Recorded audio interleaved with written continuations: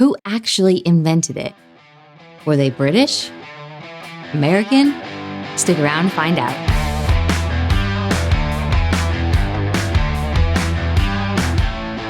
Hey guys, it's Amanda.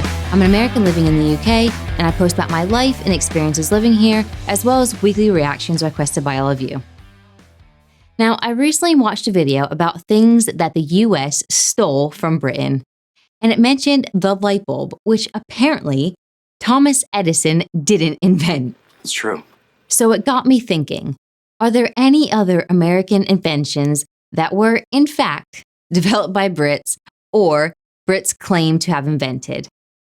So that's what this video is about and what I'm going to share with you guys today. But let me know in the comments if there's any British invention that you think Americans claim. Number 1, the light bulb.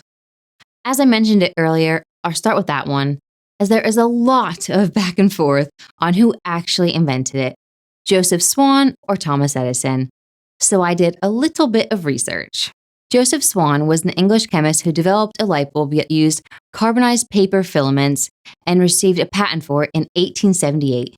However, it was impractical and couldn't actually be used, and Thomas Edison realized the problem, and he fixed it. And in October 1879, the light bulb we know today was created. But a fun little fact, Edison tried to sue Swan for patent infringement, but lost. So the two inventors eventually came together, joined forces, and that's how Edison-Swan United formed. And it became one of the world's largest manufacturers of light bulbs. Indeed, it did start with Joseph Swan. Number 2, the telephone.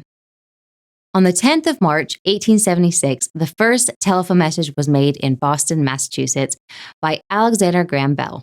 What makes it sticky is that Bell was born in Scotland in 1847, but moved away when he was 23 and ended up in the USA. So a British man in the United States invented telephone. Which country should take claim for it? Let me know your thoughts in the comments.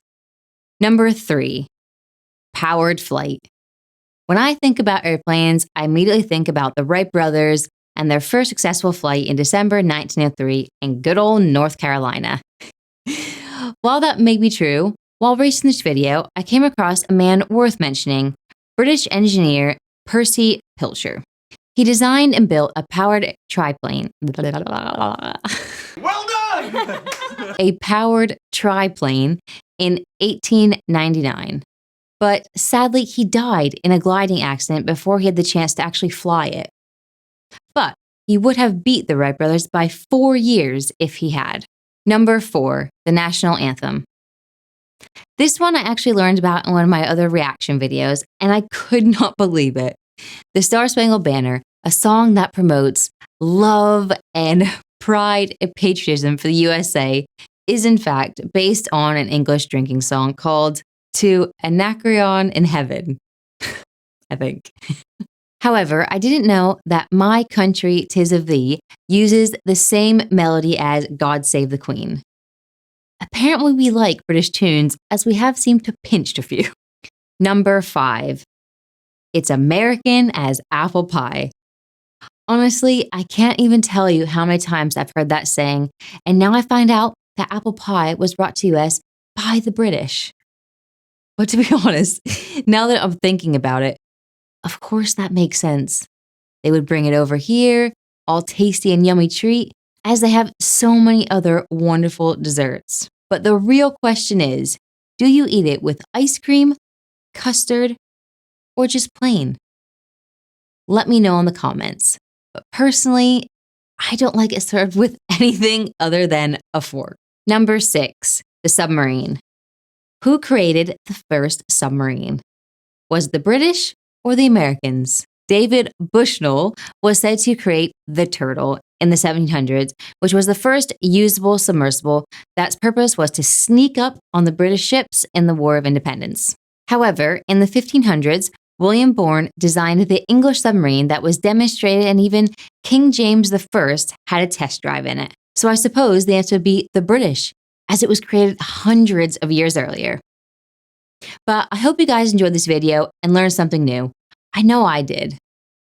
I'll be honest, I was never really great with history, but it's interesting how it seems that sometimes things are almost like cherry picked and we're only taught certain parts of events. Let me know your thoughts. Is there anything I missed? Put it in the comments.